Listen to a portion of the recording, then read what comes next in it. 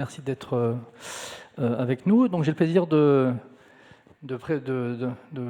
présenter François Le Tacon, qui a fait sa carrière à Nancy, quasiment toute ta carrière à Nancy, j'imagine, presque tout.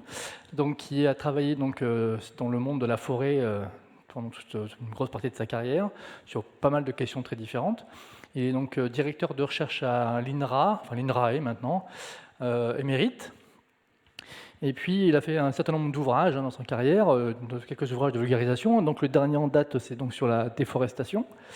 Et voilà, donc, François va nous présenter quelques diapositives pendant 30-40 minutes. Puis après, on aura un peu de temps pour discuter, pour poser des questions. Puis j'aurai quelques questions à vous poser. Voilà, merci François, je te laisse la parole. Si tu veux le micro. Bien, merci. Bonsoir à tous. Donc je vais parler ce soir de déforestation. Alors en réalité, c'est un problème très compliqué. Il y a un problème de définition, il y a un problème de chiffres. Alors je vais essayer d'être relativement simple et mon propos va commencer par définir les différents types de forêts qui existent, la façon dont on peut les gérer durablement ou pas durablement. On va voir ensuite les conséquences de la forestation et puis je terminerai par un chapitre où on va essayer de voir qu'est-ce qu'il faudrait faire pour lutter contre cette déforestation. Alors la surface forestière mondiale, en 2015, il existait dans le monde un peu moins de 4 milliards d'hectares de forêt. Alors ça vous dit peut-être rien. Par exemple, les Landes de Gascogne, en France, c'est 1 million d'hectares. Vous voyez, 4 milliards d'hectares, c'est énorme. Alors, la définition d'un couvert forestier, c'est difficile. On dit qu'un couvert forestier a 10%, le couvert doit être de 10%. Alors, on a 1,5 milliard de terres comprenant des arbres plus ou moins épars. Alors, les 4 milliards d'hectares de forêt au sens strict couvrent environ 30% de la surface des terres émergées et comprennent environ 3,7 milliards d'hectares de forêt naturelle et entre 260 et 300 millions d'hectares plantés de main d'homme. Alors les grands types climatiques de forêt, vous les connaissez, mais c'est quand même important de les rappeler. Donc on a 4-5 types de forêts. Alors tout d'abord les forêts boréales en bleu, les forêts tempérées, les forêts méditerranéennes en orange. Alors quelquefois, on ne fait pas la distinction entre forêts tempérées et forêts méditerranéennes. Et puis, les forêts tropicales sèches et enfin les forêts tropicales humides qui sont en vert. Alors quelques mots sur les forêts tropicales. Comme leur nom l'indique, elles sont situées entre les deux tropiques et comprennent des types climatiques très, très variés, allant de forêts humides à des forêts à saison sèche. Alors, elles couvrent environ 1,8 milliard d'hectares, dont 840 millions en Amérique du Sud, 600 millions en Afrique et 300 millions en Asie du Sud-Est. Alors, ces forêts tropicales sont quasi exclusivement feuillues, et la diversité des arbres qui constituent cette forêt humide, qui n'a jamais connu de glaciation, est considérable. Le nombre d'espèces d'arbres par hectare, c'est plusieurs centaines, et quelquefois au moins plusieurs centaines. Voilà un exemple de forêt tropicale qui a été prise en Amazonie, dans le parc de Guyane. Et là, on se rend compte de la diversité des arbres qui est considérable. Certains sont en fleurs, il y en a des violets, des jaunes. Alors les forêts subtropicales, comme leur nom l'indique, elles sont situées au-delà des deux tropiques et comprennent aussi des stations très variées. Elles couvrent 360 millions d'hectares en Afrique, en Amérique du Nord, en Amérique du Sud, en Asie et en Australie. Un exemple de forêt tropicale en Tanzanie. Les forêts tempérées, donc c'est des forêts tempérées feuillues, mixtes ou résineuses, dans lesquelles, comme je l'ai dit, sont parfois incluses les forêts méditerranéennes. Alors elles s'étendent entre 25 et 60 degrés de latitude nord et entre 25 et 50 degrés de latitude sud sur environ 520 millions d'hectares en Amérique du Nord, en Europe et en Asie. Alors la diversité des arbres qui la composent est beaucoup plus faible que dans les forêts équatoriales et tropicales. il y a simplement quelques dizaines d'espèces d'arbres par hectare en forêt tempérée. Alors voilà un exemple de forêt tempérée, c'est une hêtraie qui est près de Nancy, là où je travaille.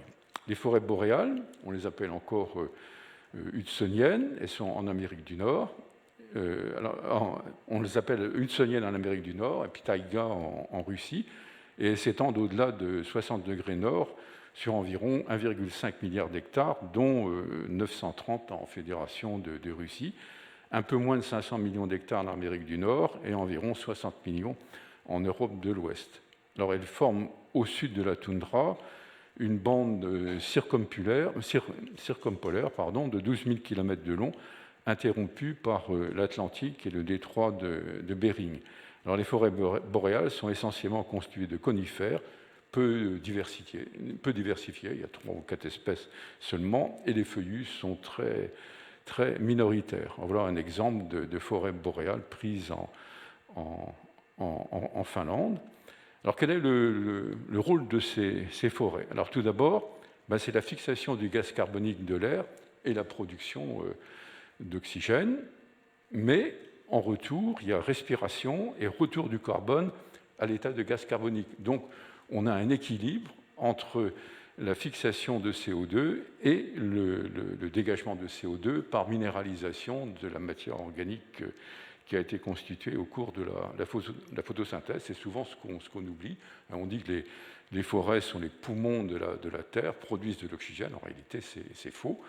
Il y a un équilibre entre production d'oxygène et consommation d'oxygène pour la respiration. Alors voilà ce petit schéma. On ne va pas s'étendre.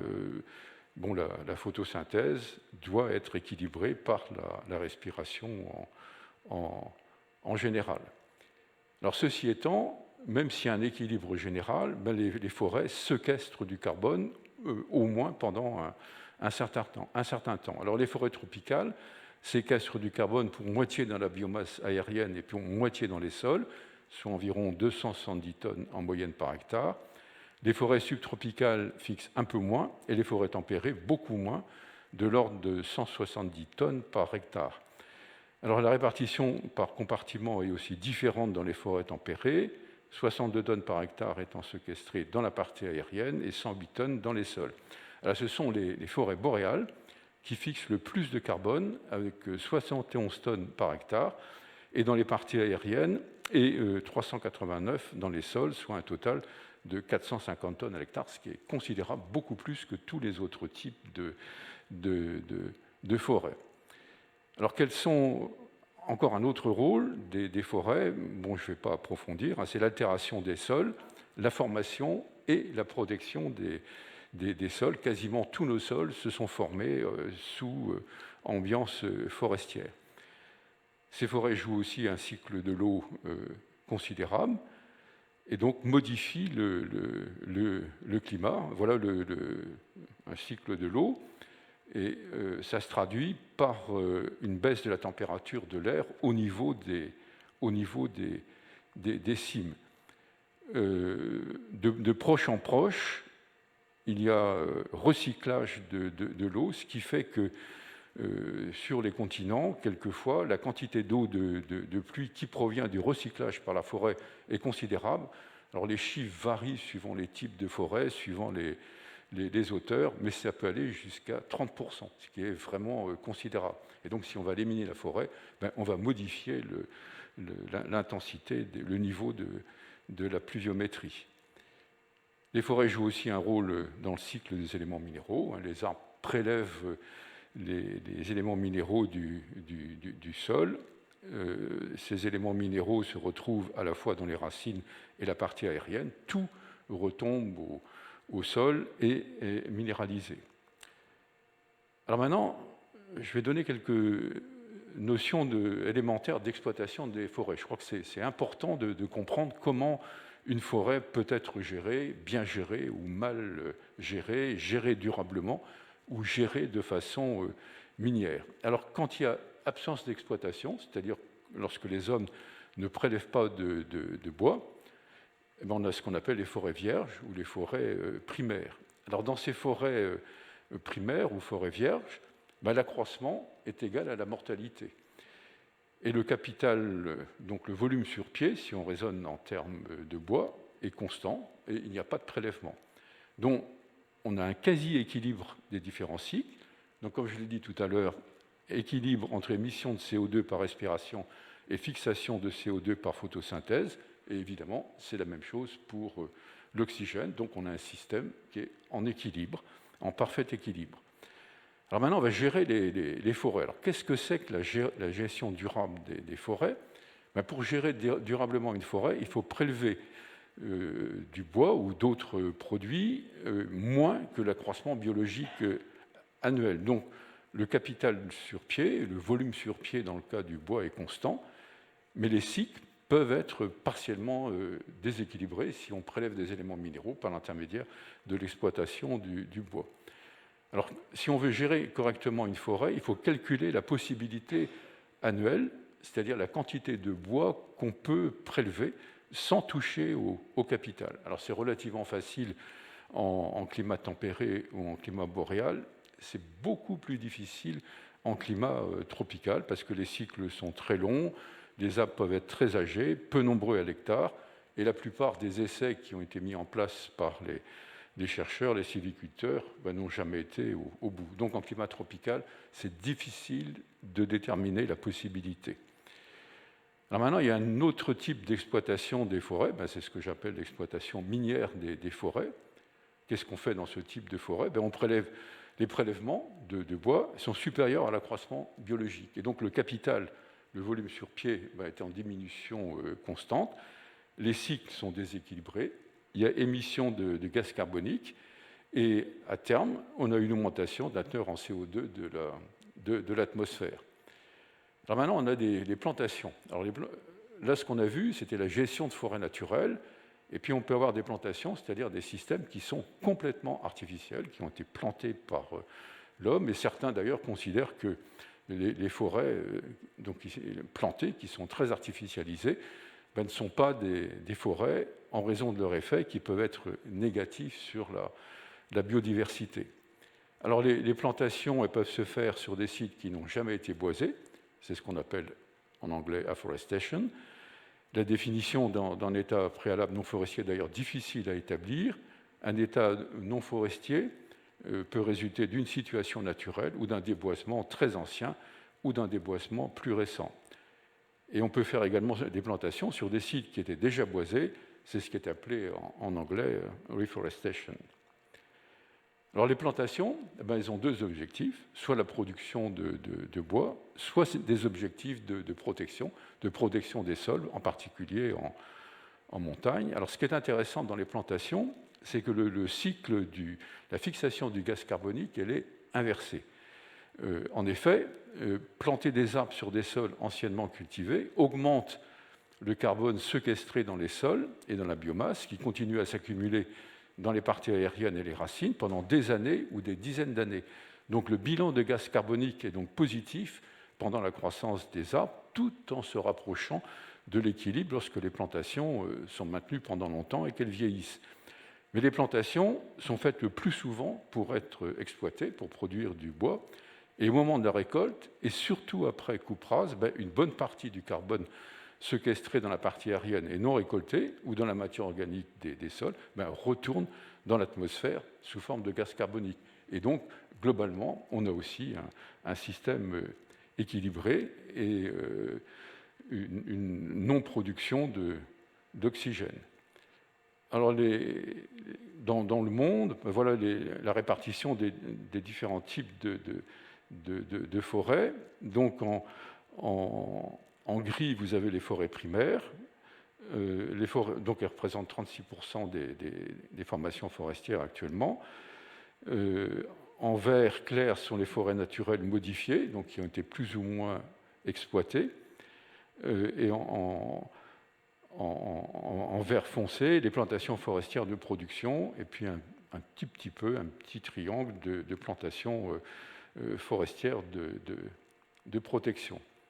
Alors maintenant, on en arrive à la déforestation au sens strict. Alors les faits, Alors, comme je l'ai dit en entrée, la déforestation, c'est un problème très complexe et aux causes multiples. Alors, le terme de déforestation est lui-même complètement ambigu et retrouve des situations assez diverses, allant d'une forte réduction du couvert forestier à un changement total d'affectation des sols. Alors, le changement d'affectation des sols est lui-même difficile à définir. Et par exemple, le remplacement d'une forêt primaire par une plantation de palmiers à huile est considéré comme un changement d'affectation des sols. Et donc, les surfaces sont comptabilisées en tant que déforestation. Par contre, les plantations d'EVA, qui ont à peu près les mêmes conséquences que les plantations de palmiers à huile, ne sont pas comptabilisées en déforestation. Donc c'est très, très, très compliqué. Alors, d'autre part, il est nécessaire de faire la distinction entre déforestation nette, qui consiste en la conversion d'un état forestier à un autre usage, qu'il soit agricole ou autre, et la réduction du couvert forestier qui résulte de causes diverses, alors la gestion sylvicole ordinaire, la surexploitation, les incendies ou l'agriculture inhérente. Alors j'ai essayé d'obtenir des chiffres de différentes sources. Alors j'ai utilisé des sources de la FAO et puis également 2 études récentes qui sont sorties dans Science.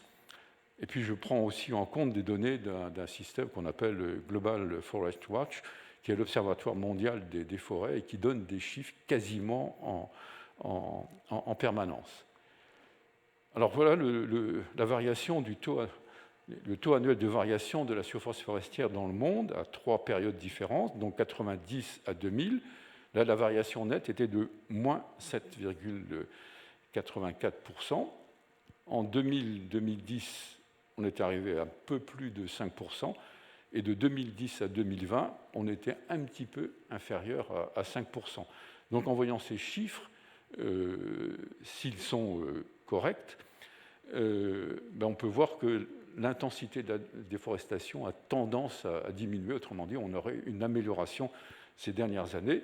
Mais avec ce qui se passe actuellement au Brésil, quand on verra les chiffres 2020-2030, je pense qu'on aura remonté au-dessus de 5%. Alors cette variation de la surface forestière, elle est variable suivant les régions. Bon, pardon. Donc en Europe, là, je n'arrive pas à avoir un pointeur. Là. Ah si, voilà. Non, ah non, il faut que je mette sur l'écran. Ouais, voilà. Bon, alors ici, on est en Europe. Donc en Europe, la tendance, elle est à l'augmentation. Donc on plante plus de forêts qui n'en disparaissent. En Océanie, c'est à peu près constant. Et puis en Asie, là aussi, on aurait plutôt une augmentation de la surface forestière. Bon, je mets en doute ces chiffres, parce que quand on voit ce qui se passe dans différents pays d'Asie, j'ai quelques doutes sur ces chiffres. Alors en ce qui concerne l'Amérique du Nord, bon, là aussi c'est stable, je pense que c'est correct. Et puis il y a 2 régions du monde où au contraire la déforestation est importante. Hein. Donc en millions d'hectares, on arrive à moins 4 millions. Alors c'est sans surprise hein, l'Amérique du Sud et puis évidemment l'Afrique. Alors chaque année, plusieurs millions d'hectares de forêt disparaissent, ça c'est sûr. Alors combien d'hectares disparaissent? Moi je pense que c'est de l'ordre de à peu près 5 millions d'hectares par an, mais le chiffre est difficile à déterminer exactement. Alors les causes elles sont multiples. Alors les variations climatiques naturelles, le climat n'est pas stable, il a toujours varié et peut être à l'origine de la disparition des forêts. Par exemple, le Sahara, il n'y a pas très longtemps, à la fin de la dernière glaciation, a été boisé. Le climat est devenu naturellement de plus en plus sec et la forêt a disparu. Et puis un facteur absolument premier, c'est l'explosion démographique. Tout le monde connaît la situation. Actuellement, on est à 7 milliards d'individus sur Terre, et les projections montrent qu'en 2050, on sera 10 milliards. Il faut nourrir 10 milliards d'hommes, et ça se traduit par la transformation des forêts en sols cultivés, comme on va le voir. Alors voilà une évolution probable de la population mondiale, avec près de 10 milliards en 2050, et vous voyez que l'essentiel de l'augmentation de la population se fait dans les pays en voie de développement. Dans les pays développés, la situation démographique est nettement plus stable. Alors, quelles sont les activités humaines qui détruisent la forêt? Alors, l'extension de l'agriculture, dont les défrichements s'accroissent avec la population, c'est absolument évident. L'exploitation minière des forêts, c'est-à-dire l'exploitation non durable des forêts. On exploite plus de bois que l'accroissement biologique. La surexploitation des forêts tropicales en vue de l'exportation de bois dans les pays développés. Alors on a également le surpâturage, l'agriculture itinérante sur brûlis si on n'est pas raisonnable, et puis quelque chose qui est particulièrement important, c'est la déforestation importée. Alors c'est quoi la déforestation importée? C'est la mise en culture de forêts tropicales pour la production de matières alimentaires qui sont utilisées par les pays développés. Alors j'en ai mis un certain nombre, donc le soja. Alors le soja, c'est pour l'alimentation animale, je pense que je vais revenir dessus. L'EVA pour le caoutchouc, l'huile de palme, l'arachide, la canne à sucre, le coton, le café, etc. Alors le soja, alors la surface actuellement cultivée de soja dans le monde est estimée à 100 millions d'hectares, et les deux plus grands producteurs sont le Brésil et les États-Unis d'Amérique, et les deux plus gros importateurs sont la Chine, ce qui est pour le moins paradoxal, puisque le soja est originaire de Chine, et puis l'Union européenne, donc nous-mêmes, on utilise, vous le savez tous, des quantités énormes de soja pour nourrir nos poulets, nos porcs, nos vaches laitières et nos bœufs. Voilà un exemple de la déforestation dans le Brésil due au soja. Bon, je n'ai pas besoin de faire de commentaires. Alors le palmier à huile, c'est exactement la même chose, mais c'est encore plus grave. En Indonésie, on a planté 2,4 millions d'hectares en 2002, et puis en 2007, c'était 7 millions d'hectares, et c'est probable dans les années qui viennent, ce sera 20 millions d'hectares, et quasiment toujours aux dépens de la forêt tropicale. Alors voilà comment on procède, on brûle la forêt, et puis ensuite on plante les palmiers à huile. Voilà le résultat en Indonésie. Alors une nouvelle menace, c'est la transition écologique. La transition écologique, c'est le changement de source d'énergie, et une des idées, c'est d'utiliser la biomasse pour produire de l'énergie, et entre autres l'utilisation du bois comme source d'énergie. Voilà le résultat, une énorme entreprise qui transforme le bois en plaquettes.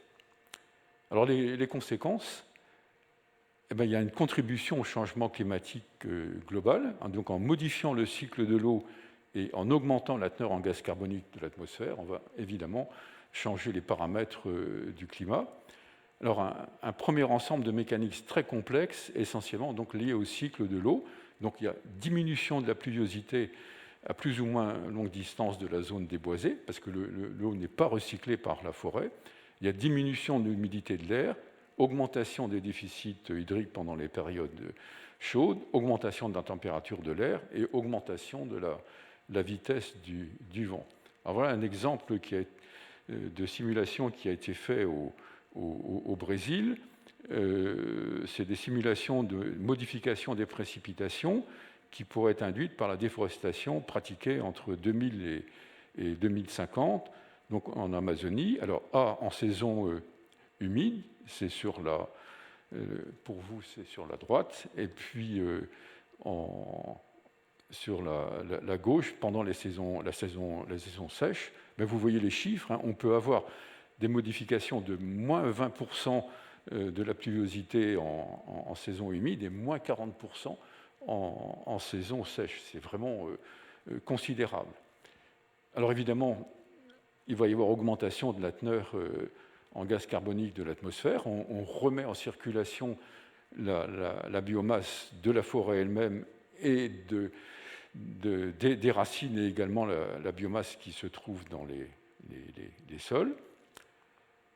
Alors un exemple de l'importance de la déforestation dans le bilan en gaz carbonique. Donc ça, c'est l'évolution des émissions de gaz carbonique. En rouge, c'est le total depuis 1850 jusqu'à 2020.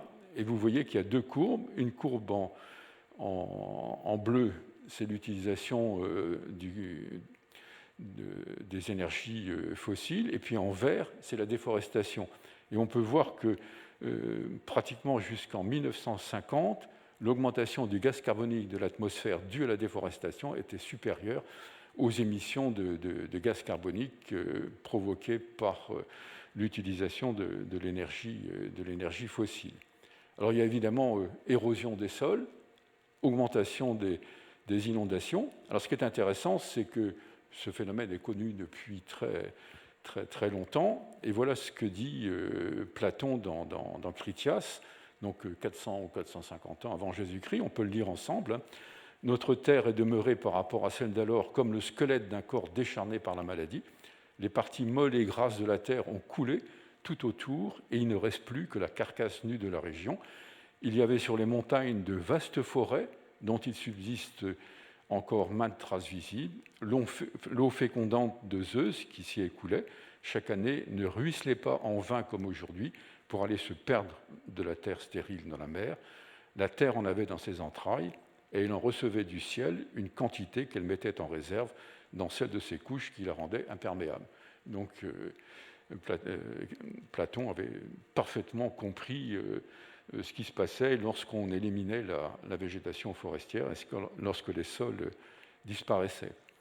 Bon, il peut également avoir augmentation des maladies infectieuses émergentes. Il y a énormément de parasites, bactéries ou champignons ou virus qui sont dans les forêts primaires ou les forêts naturelles. Et lorsque l'homme commence à se rapprocher, commence à construire des routes, eh bien, il risque d'être infecté par de nouvelles maladies. Par exemple, on est quasiment sûr que la variole est due à la déforestation. Alors, il y a une perte de la diversité animale, végétale et microbienne. Là, ce n'est pas la peine d'en dire plus. Et il y a diminution de la ressource en bois. On a besoin de bois pour l'activité économique. Alors, je vais vous montrer maintenant quelques exemples. Alors d'abord en Europe, même si actuellement la situation est favorable en Europe, la surface forestière augmente en Europe, bon, il y a eu des déboisements extrêmement importants. Alors je prends par exemple le cas de l'Islande. Bon, avant l'arrivée des Vikings vers le Xe siècle, l'Islande, la majorité de l'Islande, du moins à basse et moyenne altitude, était couverte d'une forêt de bouleaux, comme vous voyez. Cette forêt a quasiment disparu, il ne reste plus que quelques hectares témoins, et voilà le résultat. Bon, il n'y a plus de forêt, et vous voyez les sols qui sont encore protégés, bon, ici par la végétation herbacée, et puis ici, tout a disparu. Alors là, ce n'est pas une érosion par l'eau, c'est une érosion par le vent. En Grèce, ça a commencé au temps avant Jésus-Christ. Alors voilà une forêt de sapins de Céphalonie, qui est encore intacte. Hein, on se croirait un peu dans les Vosges. Bon, là, on commence la forêt est remplacée par une forêt secondaire. Alors ici, vous avez, là on devine, il y a des chèvres qui sont en train de manger la forêt secondaire, c'est des chênes kermès. Alors les chênes, la forêt secondaire va elle-même disparaître.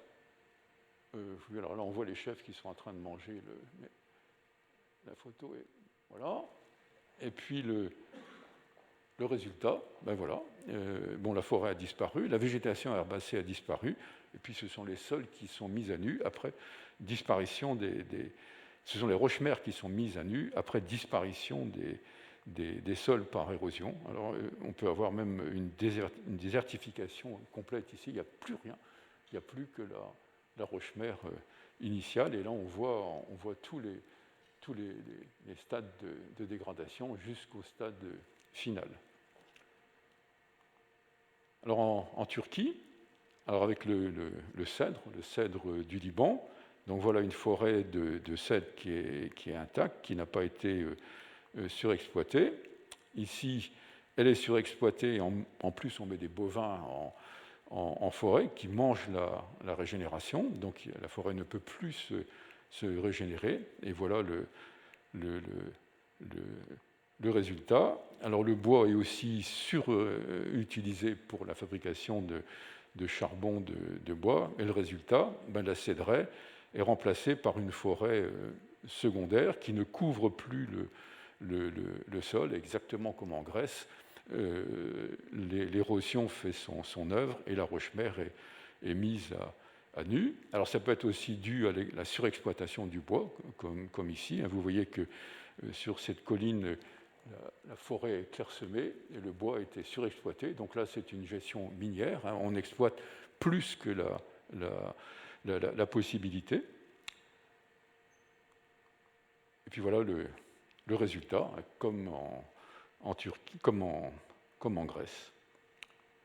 Au Maroc, alors là, c'est une cédraie qui est protégée et qui ne doit pas être exploitée. Là, cette photo, je l'ai prise après une exploitation d'arbres qui avait plusieurs centaines d'années. Tout ça se fait illégalement, sans l'accord des forestiers. Et puis le résultat, c'est exactement la même chose, comme on l'a vu en Grèce ou en Turquie.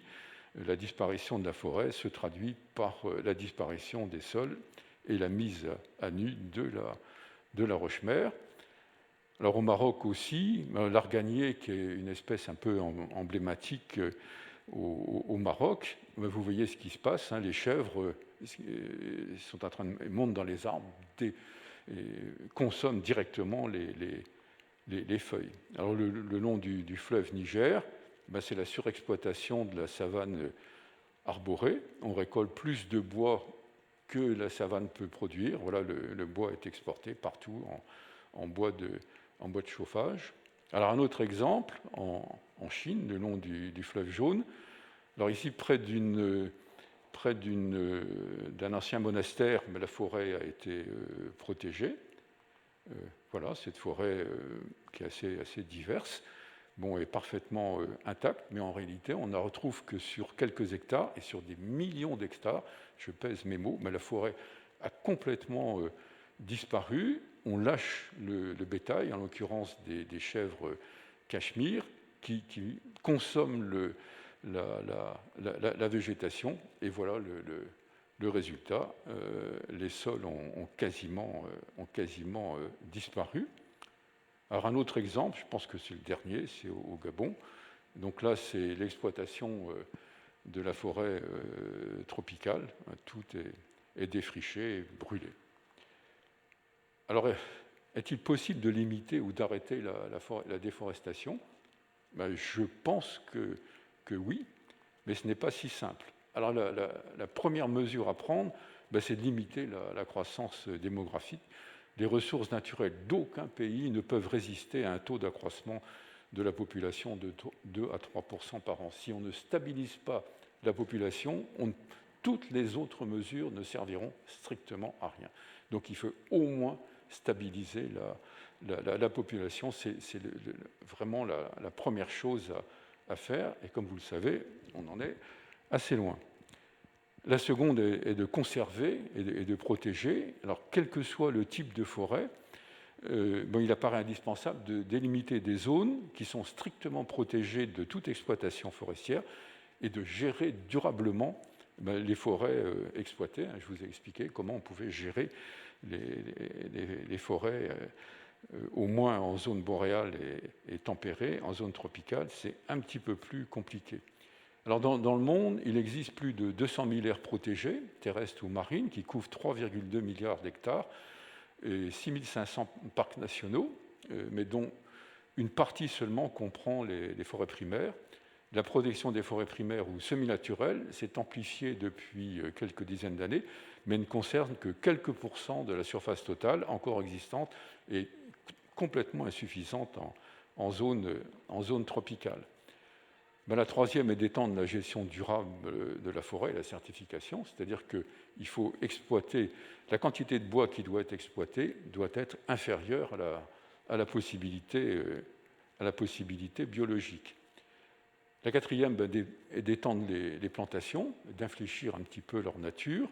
Donc les plantations, quelle que soit leur nature, protection ou production, sont à encourager, à condition qu'elles soient effectuées sur des sols abandonnés par l'agriculture ou dégradés.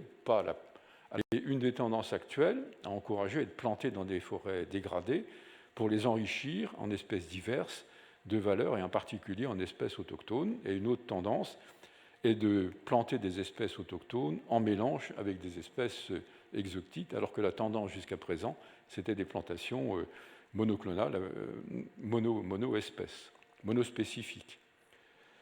Alors, ce qui est intéressant de voir, c'est ce qu'on a essayé de mettre en place. Donc, en 2005, à la suite de l'accord de Kyoto, l'Europe a mis en place un système communautaire d'échange de quotas d'émissions, dont l'objectif est de réduire les émissions de CO2. Donc, chaque entreprise émettrice de l'Union européenne, et en plus de l'Islande, de la Norvège et du Liechtenstein, reçoit chaque année un quota à ne pas dépasser. Donc une entreprise peut acheter ou vendre des quotas en fonction de son activité ou de ses efforts pour réduire ses émissions. Alors les entreprises peuvent aussi acheter, mais en nombre limité, des crédits internationaux de compensation dans divers projets visant à réduire les émissions et sont éligibles les projets de boisement ou de reboisement dans le monde entier, s'intégrant dans le système d'évaluation des flux de CO2. Alors, il n'existe pas pour l'instant de bilan général de ces opérations de plantation forestière. Cependant, selon une étude allemande de 2016, portant sur un grand nombre de projets, 85% d'entre eux n'avaient qu'une faible probabilité d'être efficaces en termes de réduction des émissions de CO2. Alors, pour des raisons diverses, mauvais choix des essences, pas de suivi. Et cette étude souligne aussi les effets pervers que peuvent avoir ces projets en incitant les entreprises qui les financent à ne pas réduire leurs émissions. De plus, l'approximation des calculs effectués, parce que les calculs sont vraiment très approximatifs, et la complexité administrative jettent une ombre sur l'efficacité réelle de ces systèmes de compensation que, de mon point de vue, on devrait oublier. Alors, quelques exemples de plantations de protection. Alors ça, c'est dans le sud de la France, dans le sud-est de la France, à la fin du XIXe siècle. Bon, en raison du surpâturage, voilà le résultat. Il ne reste plus que quelques arbres, et vous voyez l'érosion considérable du sol. On est dans des marnes qui sont sensibles à l'érosion. Et puis, 150 ans plus tard, avec un reboisement de pin noir d'Autriche, dont on a rétabli complètement la situation, alors qu'à priori, sur des sols aussi érodés, ça paraissait difficile d'obtenir à nouveau un espace boisé. Voilà encore un autre exemple, là sur des calcaires plus durs. On est toujours dans le sud-est de la France. A priori, il n'y avait pas beaucoup de possibilités d'intervenir. Les conditions étaient très difficiles pour replanter. 50 ans après, la forêt commence à se réinstaller, et puis 120 ans après, malgré les conditions difficiles, la forêt s'est réinstallée naturellement, et puis aussi par intervention de l'homme. Je peux vous dire que ces photos ont été prises exactement au même endroit. Alors, une évolution de la couverture forestière française, vous voyez ce qui s'est passé. où on avait probablement 90% de boisement 2000 avant Jésus-Christ. On a déboisé continuellement jusqu'à arriver aux alentours de 1820 à moins de 8 millions d'hectares de forêt. Et depuis 1820, grâce au reboisement, on est passé à 35% de boisement. Donc voilà un bel exemple de ce qu'on peut faire. Le barrage vert en Algérie, voilà les conditions initiales. Bon, pratiquement pas d'eau, 150 à 200 mm. Et voilà plusieurs plantations successives. Et on finit par avoir un boisement. Alors une forêt qui pousse lentement, c'est uniquement une forêt de protection. On ne produira pas de bois, mais les résultats sont quand même intéressants. On arrive à remettre en route le cycle de l'eau, et puis on arrête l'érosion. Et voilà le résultat, quelques dizaines d'années après la mise en œuvre de ce programme de reboisement. Alors en Chine, j'ai participé à un travail important en Chine, dans les montagnes du Huaqichang. D'ailleurs, je suis au milieu, là. J'étais un peu plus jeune que maintenant. Et les efforts de reboisement en Chine sont absolument gigantesques. Donc on fait des terrasses sur des milliers, des centaines de milliers d'hectares de sol, et on replante. Alors voilà encore quelques exemples. Là, tout a été déforesté, et là, on replante avec des travaux gigantesques. C'est des millions d'hectares qui sont emboisés. On va chercher l'eau. Alors, il faut entretenir ces plantations. Les plantations sont très fragiles au début par manque d'eau, surtout sur des sols érodés. Donc, il faut irriguer. Donc, on va chercher l'eau dans le bassin du fleuve Jaune et on le monte dans des barrages, dans des bassins au sommet de la montagne, ce qui permet d'arroser et d'avoir un certain succès dans les plantations. Voilà un forage dans le bassin du fleuve Jaune pour alimenter ces bassins en hauteur. Alors, quelques exemples maintenant de plantation de production. C'est plus de la protection, c'est pour obtenir du bois. Alors, voici une plantation d'eucalyptus à Pointe-Noire, au Congo. Alors là, on utilise des clones d'eucalyptus qui ont été améliorés et sélectionnés. Alors, je ne sais pas si vous avez une idée de l'âge de ces plantations. Elle a 7 ans. Vous voyez la vitesse à laquelle ces arbres peuvent pousser. Ensuite, on peut les récolter mécaniquement, comme ici. Là, on est au Brésil. Alors, un autre exemple de plantation, c'est une espèce des États-Unis qu'on plante en France, dans le Morvan, et on obtient une très belle forêt. Alors la cinquième, c'est il faut limiter les importations de bois tropicaux dans les pays riches. C'est une évidence. La sixième, c'est la réduction de la demande en bois pour la cuisson des aliments dans les pays en voie de développement. Alors c'est très simple. Voici un foyer à 3 feux qui a un rendement énergétique extrêmement faible. Et en utilisant des foyers fermés, on diminue considérablement la demande en bois. C'est tout simple, mais c'est particulièrement efficace. Alors évidemment, il faut développer les recherches forestières et l'enseignement forestier. La huitième, c'est d'éduquer et de transférer les connaissances. C'est en effet chaque individu qui doit prendre conscience des problèmes généraux d'environnement et des lois élémentaires de la vie et des techniques agricoles et forestières. Et en outre, on peut espérer un changement général des mentalités avec comme objectif essentiel la disparition de la corruption, l'efficacité dans l'organisation, la disparition des conflits et l'instauration de la démocratie. La neuvième est de promouvoir l'agroforesterie. L'agroforesterie, c'est une technique qui permet de produire à la fois du bois avec des arbres et des denrées alimentaires. Alors, je vous donne quelques exemples. Ça, c'est l'acacia Sénégal, au Sénégal. C'est un arbre fixateur d'azote et qui perd ses feuilles pendant la saison humide. Et au contraire, pendant la saison sèche, il a des feuilles. La 10e est d'améliorer les performances de l'agriculture et d'éviter la culture sur brûlis à un rythme excessif. Alors voilà un exemple de culture sur brûlis. Donc on brûle la forêt, on cultive sur les cendres pendant quelques années, puis on va un petit peu plus loin, et ainsi de suite. Alors si le cycle est relativement lent, bon, c'est une technique qui peut être durable, mais souvent les cycles sont extrêmement rapides et on finit par détruire complètement la forêt. Et puis le dernier point, qui de mon point de vue est le plus important, c'est de réduire de manière drastique la déforestation importée. Et la déforestation importée, c'est nous-mêmes qui en sommes la cause, donc il faut complètement modifier notre manière de vivre, et il faut consommer moins, consommer sur place, consommer moins de viande, et d'une manière générale, d'être frugal. Donc ça nécessite de changer complètement nos comportements. Et je pense qu'on n'en est pas tout à fait prêt.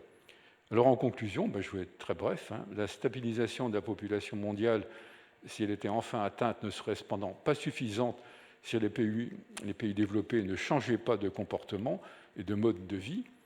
L'excès de consommation en tout genre, et en particulier l'excès de consommation de biens, de viande ou d'autres denrées alimentaires, est la principale menace pesant sur les forêts tropicales, donc par ce qu'on appelle la déforestation importée. Et la solution raisonnable est l'abandon progressif du consumérisme, de la course à la croissance et le retour à plus de frugalité et de sobriété dans les modes de vie des pays dits développés.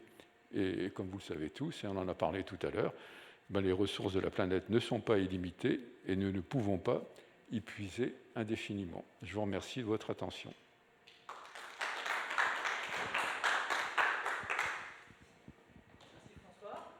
Donc je peux essayer de répondre à des questions. Si oui, alors je ne sais pas du tout quelle heure il est. Quelqu'un peut me donner l'heure pour savoir un peu combien de temps on a? Pardon? Ah, donc on a vraiment 5 minutes. Du coup, je vais moi juste peut-être poser une petite question. J'en avais plein. Non, moi, premièrement, donc j'ai vraiment beaucoup aimé le livre. Et une des raisons pour laquelle je l'ai beaucoup aimé, c'est que ce qui est assez fascinant, c'est que en se focalisant sur la forêt, en fait, ça permet d'aborder une quantité de questions assez extraordinaires. Donc dans le livre, tu abordes la question de la forêt du point de vue historique, à des tas d'échelles temporelles différentes, des questions géographiques, géopolitiques, économiques, écologiques, évidemment liées à la biodiversité. Et une chose que je trouve aussi également intéressante dans ton livre, c'est que tu aussi en profites pour poser vraiment des questions aussi épistémologiques, c'est-à-dire quel est le statut de la connaissance, et tu abordes la question, c'est-à-dire c'est finalement très difficile d'avoir des données valides, valables, convergentes sur la surface forestière, comment elle évolue, etc. Et ça, c'est vraiment quelque chose que je trouve aussi intéressant, c'est qu'on a finalement une connaissance limitée de ce qui se passe sur Terre aujourd'hui même, alors malgré qu'il y a des satellites, de l'informatique, etc. Ça, je trouve ça intéressant. Mais même en utilisant les images satellitaires, c'est très difficile d'avoir une idée exacte de l'ampleur du phénomène. Et puis il y a des questions comme par exemple on ne compte pas en déforestation des plantations d'EVA. Enfin, c'est complètement ahurissant. Des questions de définition et même donc de méthodologie, de technologie qui sont complètement ouvertes aujourd'hui. C'est intéressant. Ce que j'ai oublié de dire aussi, que même la définition de la forêt est difficile. Bon, actuellement, la FAO utilise une couverture de 10%, mais c'est très contesté et beaucoup de chercheurs ou de forestiers considèrent qu'il faut au moins avoir une couverture forestière de 30% pour parler de forêt véritablement.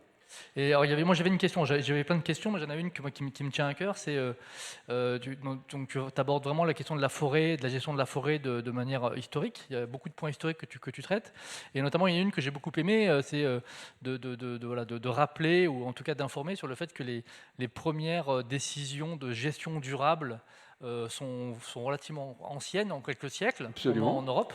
Et du coup, je voulais te demander, mais du coup, est-ce que c'est éventuellement peut-être la forêt, les forestiers ont peut-être été les pionniers de ce qu'on appelle le développement durable, finalement? Absolument, c'est eux les premiers qui ont défini ce que c'était que une gestion durable, c'est-à-dire utiliser uniquement l'accroissement biologique et pas aller au-delà. Et ça a commencé dès le XIIIe siècle.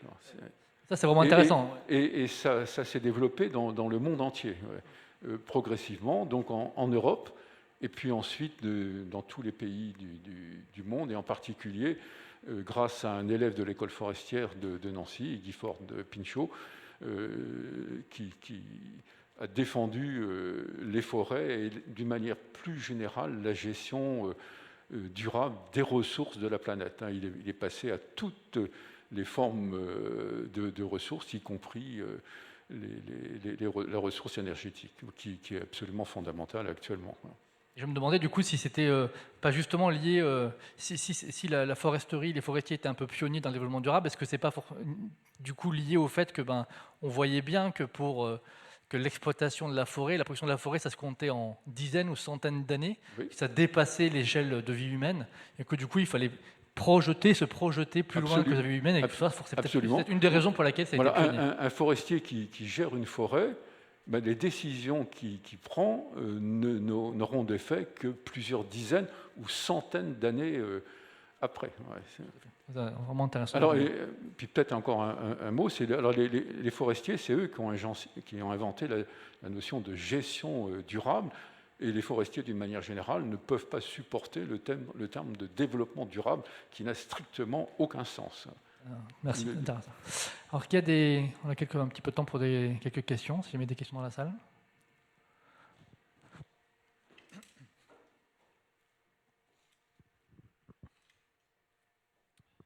Merci François pour cette présentation et surtout cette sensibilisation au problème de la déforestation.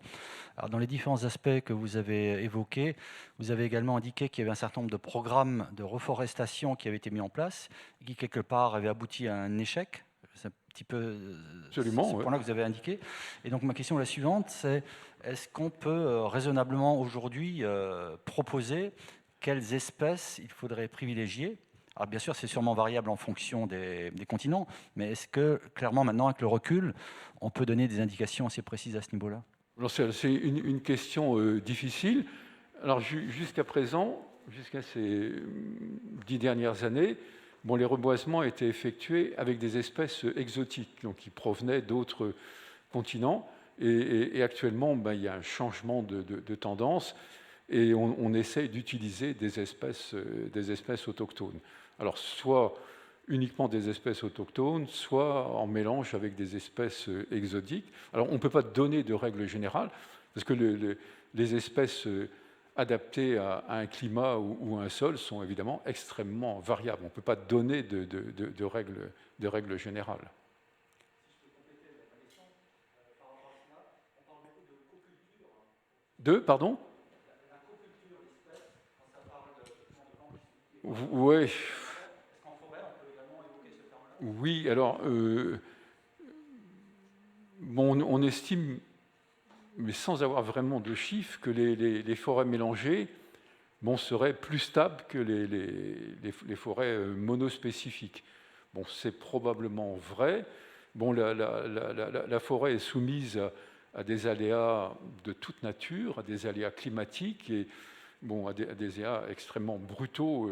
Lorsqu'on a une rotation de 100 ans, 150 ans ou plus, les aléas sont de toute nature, et en particulier des aléas climatiques, et on a plus de chances de résister à ces aléas si on a des espèces différentes qui ont des comportements différents. Donc d'une manière générale, actuellement, on préconise le mélange d'essences, au moins pour les forêts tempérées. Pour les forêts boréales, c'est guère possible, puisque les forêts boréales, il n'y a que quelques espèces. Il y a 2, 3, 4 espèces, c'est tout, c'est extrêmement limité. Quant aux forêts tropicales, là, la diversité elle est absolument énorme. On a encore une dernière question. Moi, j'avais une remarque, peut-être pour finir, que je trouve un petit peu, à la fin de ton livre, c'est un petit peu pessimiste, où tu parles des effets qu'ont pu avoir la prise de conscience collective sur l'utilisation de l'huile de palme. tu dis effectivement, les entreprises ont bien pris en compte les souhaits de leurs clients, etc. Et du coup, on n'utilise plus l'huile de palme dans les produits cosmétiques, etc.